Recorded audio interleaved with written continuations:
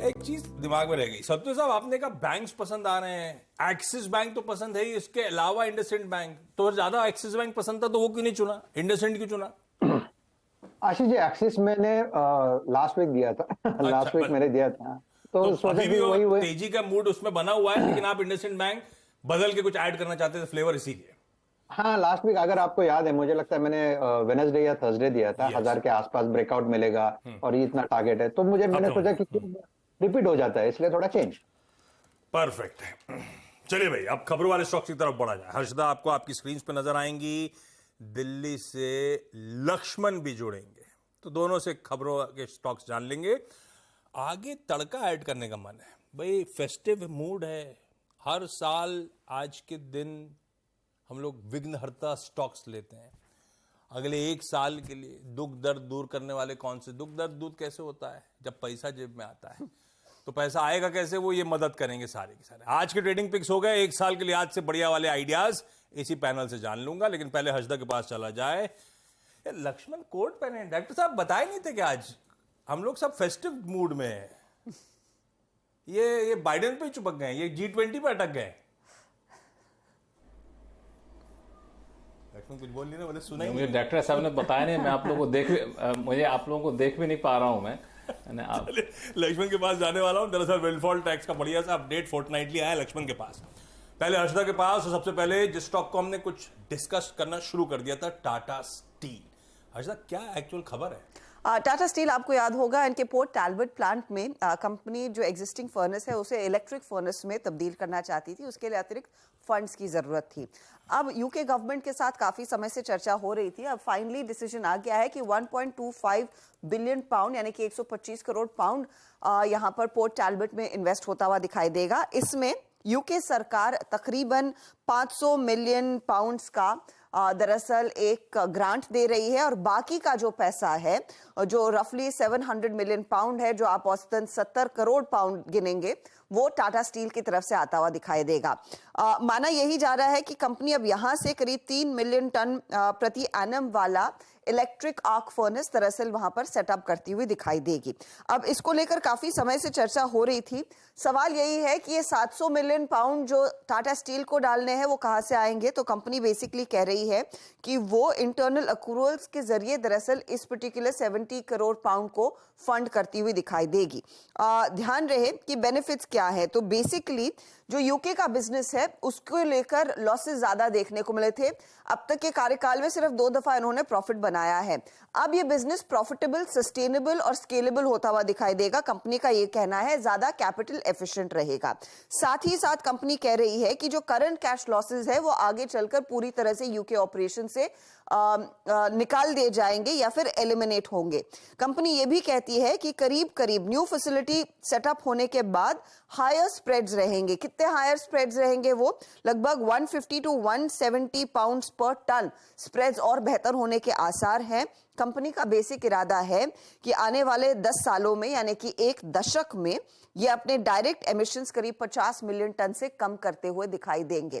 तो ये फिलहाल कंपनी का प्लान है, और यूके गवर्नमेंट की तरफ से थोड़ा सा ग्रांट मिला है करीब 500 मिलियन पाउंड का, और बाकी निवेश कंपनी करती हुई दिखाई देगी। अब ज्यादातर ब्रोकरेजेस कह रहे हैं कि खरीदारी की तरफ ही रहना है। सीएलएसए ने आउट परफॉर्मिंग का कॉल दिया है, 145 का टारगेट, जेफरीज का 145 का टारगेट है, बाय रेटिंग। सिटी भी बाय रेटिंग पर है, 140 का टारगेट। मॉर्गन स्टैनली है जो इक्वल वेट है, 119 का टारगेट इनका है।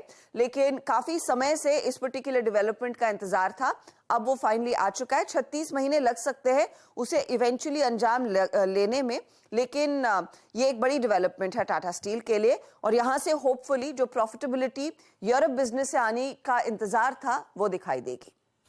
चलो भाई, एक पेंच फंसा हुआ था, फाइनली सुलझता हुआ। यूके गवर्नमेंट से 500 मिलियन पाउंड्स की ग्रांट मिलती हुई इनके 3 MTPA कैपेसिटी के प्लांट के लिए।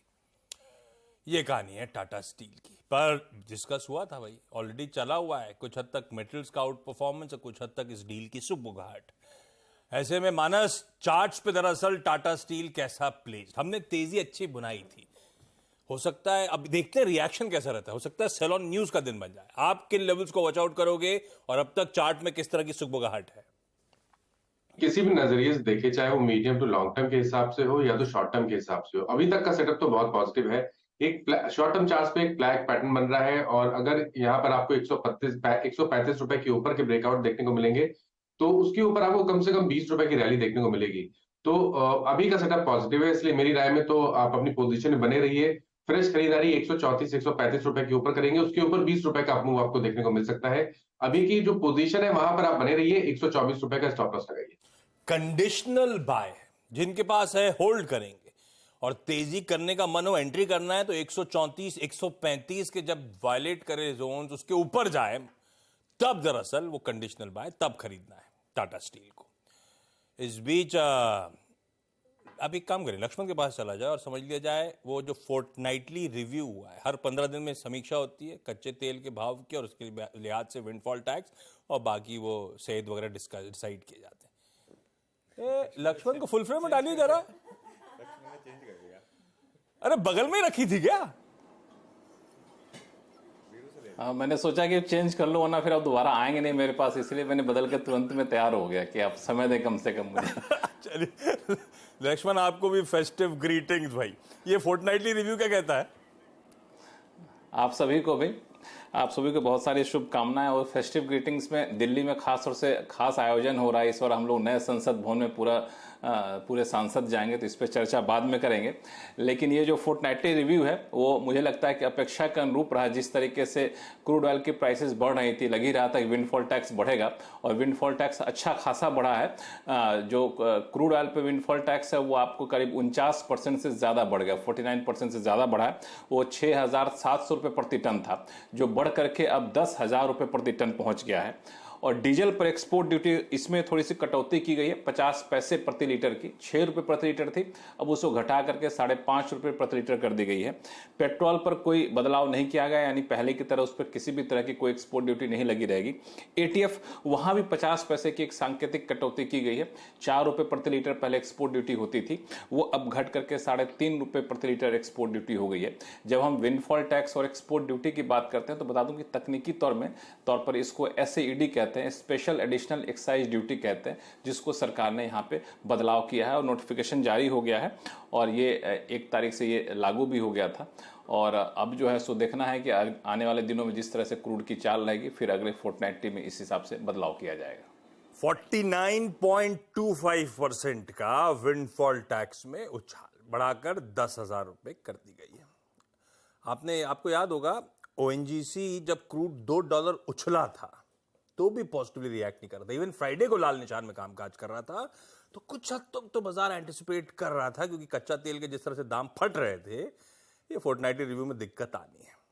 तो इसीलिए जब क्रूड 94 प्लस था, ONGC दिन के लोज पे जाके बंद हुआ। भाई बहेती साहब, चार्ट्स पे ONGC कैसा प्लेस्ड?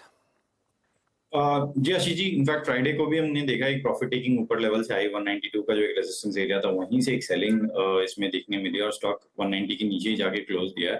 हमें लगता है कि अब यही एक रेजिस्टेंस एरिया वापस बनेगा, तो आज एक शॉर्टिंग अपॉर्चुनिटी शायद बन सकती है because of the news flows. तो 190 का ही एक स्टॉप लॉस लगाना है, और इसमें एक बिकवाली की सलाह रहेगी। लगता है ये स्टॉक वापस एक बार 180 जो इसका 20 टाइम है वो लेवल्स टच करता हुआ देखने मिल सकता है। गाबा सर, HAL हिंदुस्तान एरोनॉटिक्स का आप चार्ट रेडी रखना, बल्कि HAL के साथ साथ BEL, BEML, भारत डायनेमिक्स, कहीं किसी में कोई क्लियर कट ट्रेड दिख रहा हो तो आप आइडेंटिफाई कर, सरकारी वाली लार्जली सारी कंपनीज, डिफेंस वाली। हर्षदा बताएंगे आपको जो अपडेट्स आए हैं। डिफेंस एक्विजिशन काउंसिल की फ्राइडे को बैठक हुई थी, बाजार बंद होने के बाद अपडेट आ गया।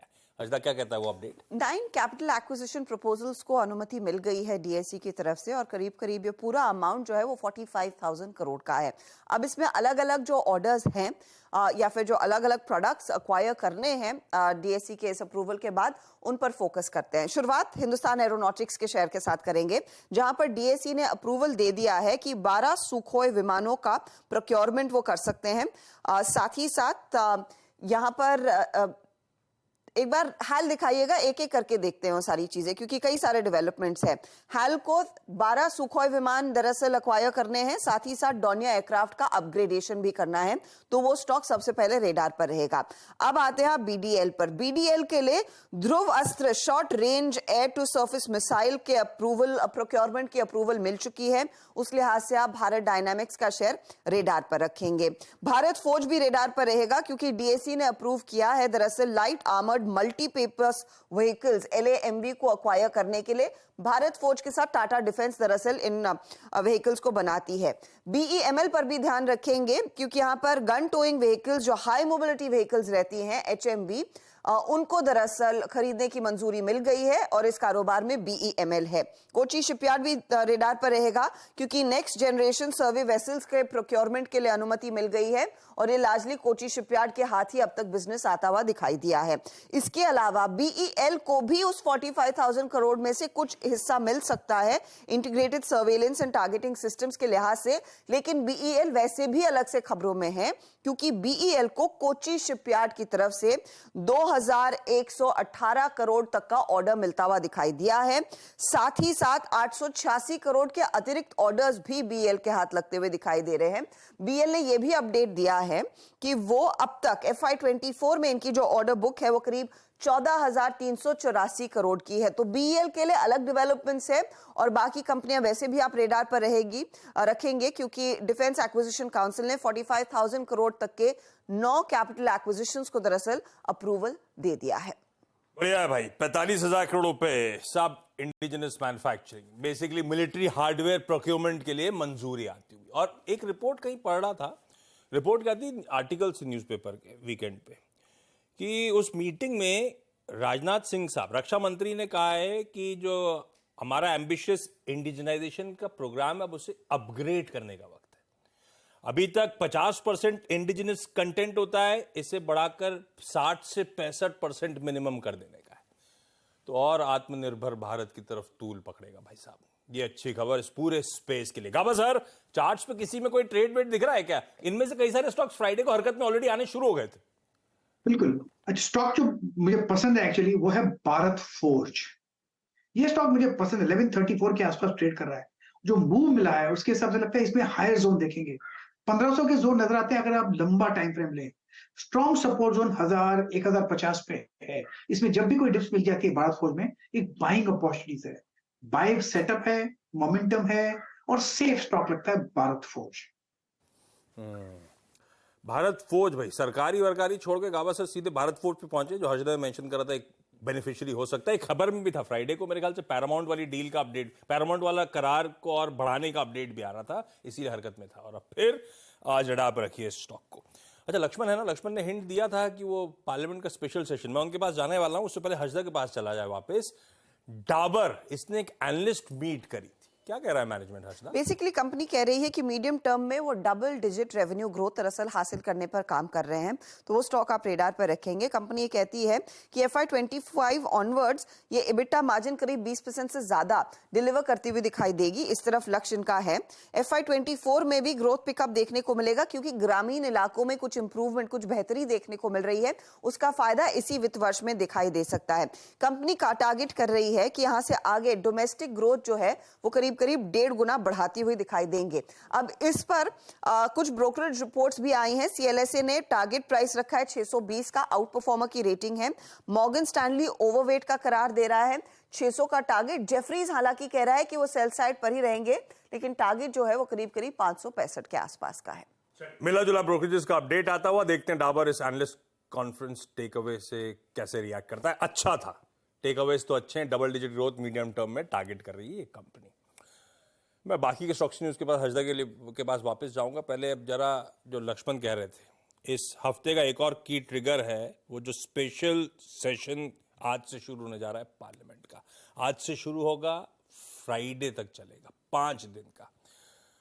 लक्ष्मण, ये बिल वो बिल, 75 साल जर्नी मैप करेंगे, वो सब अपनी जगह ठीक है, कुछ आउट ऑफ द बॉक्स वाली झलक दो ना आप, कुछ होने वाला है क्या? मुझे इसकी संभावना बहुत कम दिख रही है। आउट ऑफ द बॉक्स यही होगा कि हम लोग इस गणपति के उत्सव के बीच में हम पूरा संसद भवन जो है नए संसद भवन में शिफ्ट कर जाएगा। और अभी तक जो संभावना दिख रही है उसमें कोई अचानक से कोई बड़ा बिल आ जाए, मुझे लगता है कि इसकी संभावना कम है। वैसे विपक्षी पार्टियों को शक है कि शायद अचानक से सरकार कुछ नया विधायी कार्य लेकर के आ जाए, लेकिन अभी तक जो कार्यक्रम है उसमें आज तो पुरानी संसद में सभी सांसद बैठेंगे और लोकतांत्रिक इतिहास के संसदीय इतिहास के 75 साल पे अपने अपने अनुभव साझा करेंगे। वो भी सुनना बड़ा दिलचस्प होगा। सब अपने अपने अनुभव राजनीति हल्ला हंगामे से हटकर बताएंगे तो कैसा रहा संसद का 15 साल का 75 साल की यात्रा, वो बताएंगे। और फिर कल जो है कल वहाँ पे एक पूजा होगा और फिर सेंट्रल हॉल में एक बैठक होगी। उसके बाद कल ये सारे सांसद नई संसद भवन में चले जाएंगे और परसों से यानी 20 तारीख से फिर सुचारू कामकाज शुरू होगा। वैसे 8 बिल यहाँ पे रखे गए हैं जिस पे चर्चा होनी है, पास कराया जाना है, जिसमें सबसे विवादास्पद बिल है कि मुख्य चुनाव आयुक्त की नियुक्ति कैसे की जाए। अब तक नियुक्ति में सुप्रीम कोर्ट के चीफ जस्टिस की भूमिका होती थी, उस भूमिका को कम किया जा रहा है। इस वजह से थोड़ा सा विवाद होगा यहाँ पे, लेकिन मुझे लगता है कि ये पूरा फोकस रहेगा नई संसद भवन पे, अमृतकाल पे, लोकतांत्रिक इतिहास के 75 साल पे। कोई बड़ा बिल आ जाए तो आश्चर्य होगा। तो चांसेस कम है। Laxman, thank you so much. और वो स्पोर्टिंगली कपड़े तक बदल डालने के लिए तो खास तौर पे धन्यवाद आपका। हर्षदा के पास चला जाए बाकी के सारे स्टॉक्स न्यूज जानने के लिए। हर्षदा, बाकी क्या क्या रडार पे? अदानी टोटल गैस आज रेडार पर रहेगा आशीष, जहां पर कंपनी को दरअसल अहमदाबाद म्युनिसिपल कॉर्पोरेशन से 130 से 150 करोड़ का ऑर्डर हाथ लगा है। अब इस ऑर्डर के तहत ये पहले तो प्राइवेट पब्लिक पार्टनरशिप में ऑर्डर डिलीवर करना है इनको। ये डिजाइन, बिल्ड, फाइनेंस और ऑपरेट करेंगे 500 टन प्रति दिन की कैपेसिटी वाला एक बायो सीएनजी प्लांट। अहमदाबाद के 2 इलाकों में दरअसल इन्हें ये ऑपरेट और बिल्ड करना है। ब्रिगेड एंटरप्राइजेस भी खबरों में है। इनकी एक इकाई टेट्रा आर्क ने करीब 5 एकड़ लैंड पार्सल बैंगलोर सेरेमिक्स से एक्वायर किया है। अब इस 5 एकड़ जमीन पर एक रेसिडेंशियल प्रोजेक्ट ये खड़ा करेंगे और इस रेसिडेंशियल प्रोजेक्ट का जो रेवेन्यू पोटेंशियल है वो करीब 800 करोड़ से ज्यादा का है। तो वो स्टॉक आपके रेडार पर है। आपको याद होगा पिछले सत्र में रेस्टोरेंट ब्रांड एशिया में वो ब्लॉक डील हुई थी, जहां पर बड़े पैमाने पर 12.5 crore share QSR Asia PTE ने बेचे। अब खरीदारों के नाम सामने आए हैं। ICICI प्रू ने 3.4 करोड़ शेयर खरीदे, जो रफली 6.87% की इक्विटी है। प्लूटस वेल्थ ने 3.4 करोड़ शेयर्स खरीदे हैं। क्वांट म्यूचुअल फंड ने करीब 1.5 करोड़ शेयर खरीदे। टाटा म्यूचुअल फंड ने 1.2 करोड़ शेयर खरीदे। फ्रैंकलिन ने करीब 82 लाख, गोल्डमैन सैक्स ने 65 लाख, सोसाइटी जनरल ने 10 लाख, सिटी ग्रुप ने 10 लाख। कई सारे नाम निकल कर आए हैं और कई नामी निवेशकों ने दरअसल रेस्टोरेंट ब्रांड एशिया में इन्वेस्ट किया है, तो वो स्टॉक आप रेडार पर रखेंगे। 5 स्टार फाइनेंस के लिए भी अपडेट आया है। सिकोया ने लगभग 30 लाख शेयरों का एक बड़ा चंक बेचा था, करीब 700 रुपए प्रति शेयर पर। वो पूरा का पूरा हिस्सा स्मॉल कैप वर्ल्ड फंड ने दरअसल खरीदा है, तो 30 लाख शेयर इनकी तरफ आते हुए दिखाई दिए हैं। छोटी कंपनी जेंसॉल इंजीनियरिंग, इन्होंने एक एक्विजिशन अनाउंस किया। 135 करोड़ में लगभग 54% हिस्सेदारी वो एक कंपनी में ले रहे हैं। स्कॉर्पियस ट्रैकर्स नाम की कंपनी है। ये बेसिकली कंपनी की पोजीशन को और बेहतर करेगा end to end renewable energy solutions देने के लिए, और अपने प्रोडक्ट पोर्टफोलियो को दरअसल ये एक्सपैंड कर रहे हैं इस एक्विजिशंस के जरिए। IRCTC ने एक दरअसल लाइव पायलट प्रोजेक्ट अमेजॉन के साथ किया है। ये बेसिकली मौका देगा, आप IRCTC के वेबसाइट पर अमेजॉन की कुछ प्रोडक्ट्स एप्लीकेशंस एक्सेस कर पाएंगे, चाहेंगे तो आप खरीद पाएंगे। ई मार्केट प्लेस जो अमेजॉन का है उसका एक्सेस आपको IRCTC की वेबसाइट के जरिए मिलेगा। 6 महीने का पायलट प्रोजेक्ट है, देखते हैं उसको आगे एक्सटेंड करेंगे या नहीं। PVR आइनॉक्स स्केल बढ़ रहा है लगातार। 5 स्क्रीन का मल्टीप्लेक्स इन्होंने अहमदाबाद में लॉन्च किया है और इसके बाद ये लार्जेस्ट मल्टीप्लेक्स नेटवर्क चला रहे हैं। 362 प्रॉपर्टीज में 1713 स्क्रीन्स कंपनी के पास है। टेक्समैको रेल बोर्ड बैठक में दरअसल कंपनी ने 1000 करोड़ का फंड रेज QIP के जरिए को अप्रूवल दे दिया है।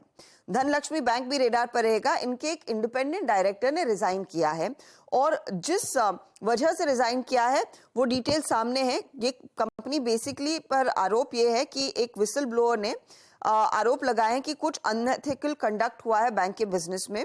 साथ ही साथ राइट्स इशू को लेकर भी इनको कुछ आपत्ति थी और फिर ये इंडिपेंडेंट डायरेक्टर दरअसल इस्तीफा दे चुके हैं। अब देखना है यहाँ से आगे क्या दरअसल सिलसिला उभर कर आता है खबरों का, लेकिन ये एक और स्टॉक है जो आज फोकस में रहेगा। रखिए भाई इन सबको रडार पे। एल&टी का आज से बायबैक का टेंडरिंग पीरियड की शुरुआत हो रही है। जुपिटर लाइफलाइन हॉस्पिटल्स आज लिस्ट होने आएगा, तो बाकी सारे हॉस्पिटल पीयर्स जो हैं वो भी रडार पे रहेंगे। लेकिन अब क्विकली मोड चेंज किया जाए और मूड के साथ नाम बदल दिया है। विघ्नहर्ता की जगह अब बदल के कर दिया है मुनाफे के मोदक। हैं तो वो 1 साल के लिए बढ़िया वाले लंबी अवधि के पिक्स। सब एक्सपर्ट्स को दिखाइए स्क्रीन पे, एक एक करके पास सबके पास जा रहा हूं। कविता जी इसकी शुरुआत करेंगे। कविता जी, ये मुनाफे का मोदक कौन सा खिला रहे हो आज आप? मुनाफे का मोदक 1 साल के लिए है तो जल्दी जल्दी नहीं खाएंगे, धीरे धीरे खाएंगे। दैट इज IT पैक से मुझे लगता है इन्फोसिस बहुत अच्छा टेक्निकल सेटअप लिए हुए है। ऑल्दो सेक्टर को लेकर परेशानियां हो सकती है, लेकिन मुझे लगता है जिस तरीके से इंक्रीज इन्वेस्टमेंट हो रहे हैं towards AI and all, strong deals लगती हैं, तो यहाँ सेक्टर जो है वो with the span of time यहाँ पर एक अच्छे मूव करने चाहिए। टेक्निकल सेटअप अगर देखें तो एक बहुत अच्छे फॉलिंग वेज के बाद ब्रेकआउट मिला है इन्फोसिस के काउंटर पर। फिलहाल 1511 के लेवल्स पर ट्रेड कर रहा है। मुझे लगता है टुवर्ड्स हाईज की तरफ 1800 1900 के जो हाईज हैं टुवर्ड्स दैट ये मूव करता हुआ दिखेगा, तो एक अच्छा 15 to 20% के रिटर्न्स के लिए इन्फोसिस पर एक बाय ट्रेड इनिशिएट किया जा सकता है। स्टॉप लॉस मेंटेन करना चाहिए until it is moving about 1400 के लेवल्स, 1380 1400 के लेवल्स के ऊपर है, यहाँ पर बाय ट्रेड। चलिए ओके, अच्छा अब थोड़ा टाइम कम है तो थोड़ा बाकियों से मैं रिक्वेस्ट करूंगा कि संक्षेप में रखें। गाबा सर, आपका मुनाफे का modak. Good morning to you. Stock जो मैंने चुना है वो है जियो फाइनेंस। ये मेरे पोर्टफोलियो में है और मेरा स्ट्रेटेजी इसमें ये रहेगा कि यहाँ से नेक्स्ट ईयर तक होना चाहिए। टारगेट स्टॉप लॉस कुछ पता नहीं, लेकिन यस SIP के जरिए अच्छा रहेगा। दूसरा, जब ये 280 के ऊपर चला जाएगा तो इसमें मोमेंटम पकड़ेगा। तो आज गणेश चतुर्थी और नेक्स्ट गणेश चतुर्थी में मुनाफा जरूर देगा। ये मेरे पोर्टफोलियो में है और मेरा विचार भी है कि शायद मैं इसमें SIP करूं।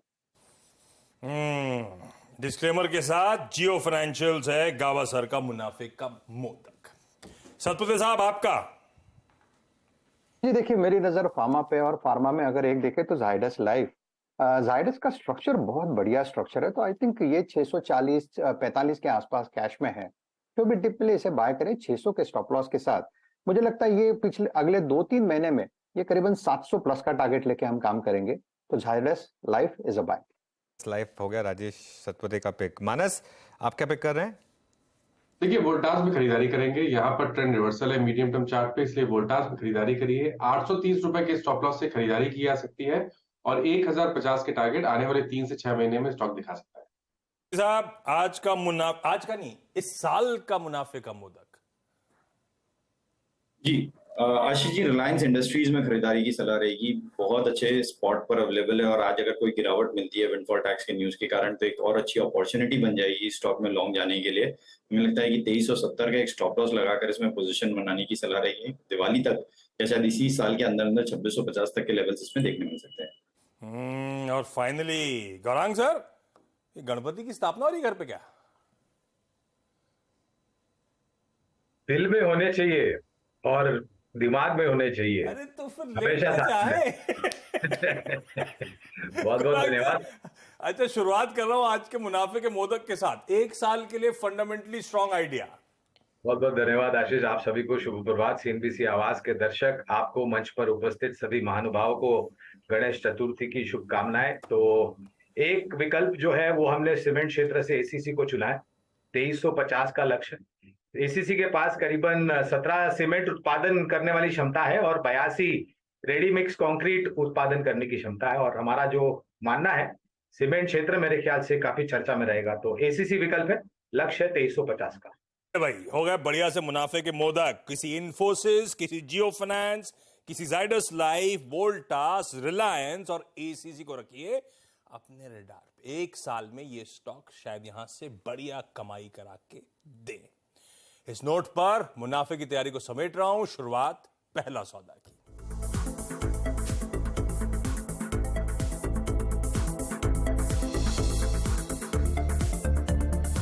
ये है पहला सौदा, CNBC आवाज मोतीलाल ओसवाल स्टूडियो से लाइव।